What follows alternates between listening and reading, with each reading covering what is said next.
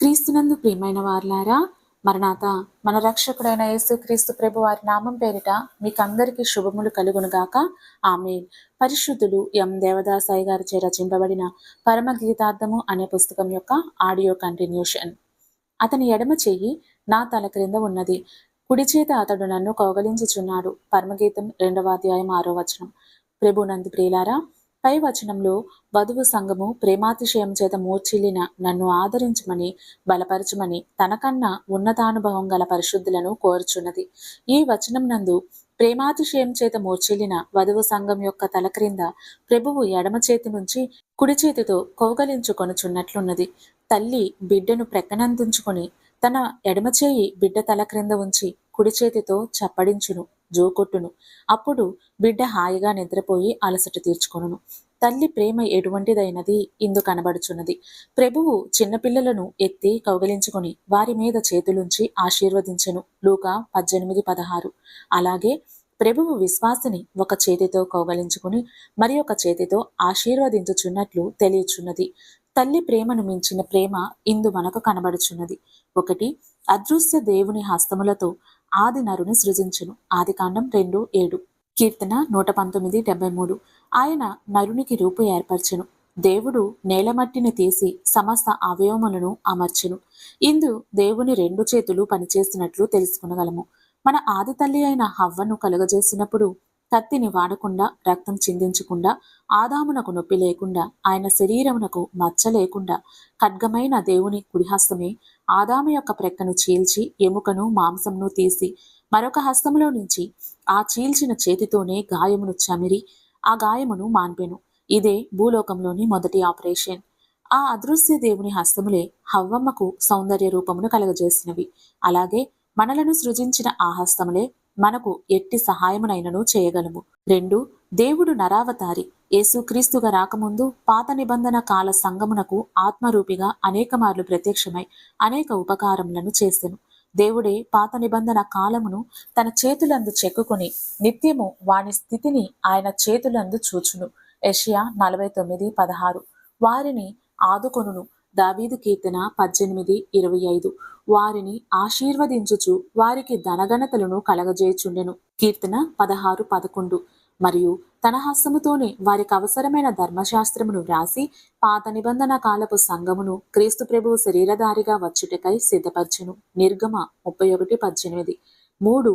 ఇశ్రాయేలీయులను ఐగుప్తు దేశం నుంచి విడిపించి రక్షించిన హస్తమే సర్వమానవులను రక్షించు హస్తమని తెలుపుటకు దేవుడు శరీరధారి అయి యేసుక్రీస్తు ప్రభువుగా ప్రత్యక్షమాయెను.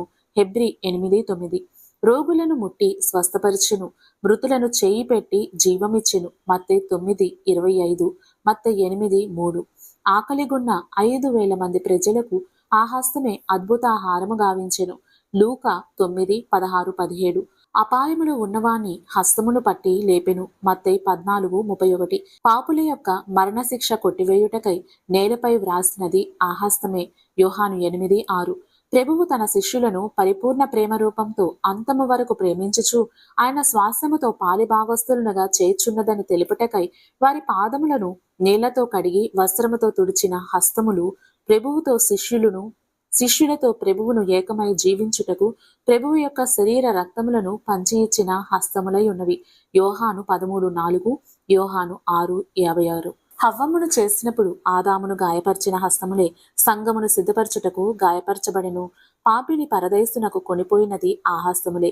అందుకే భూలోక సంఘము యేసుని చేతులందు యేసుని రొమ్మునన్ నాకు అభయమందు అందెపరుండెదన్ అని పాడుకొనుచున్నది. ఆదిలో శరీర ప్రాణ ఆత్మలను కలగజేసిన ఆ హస్తములే ఇక్కడ శరీర ప్రాణాత్మలను రక్షించిన స్థితి చూచుచున్నాము. 4.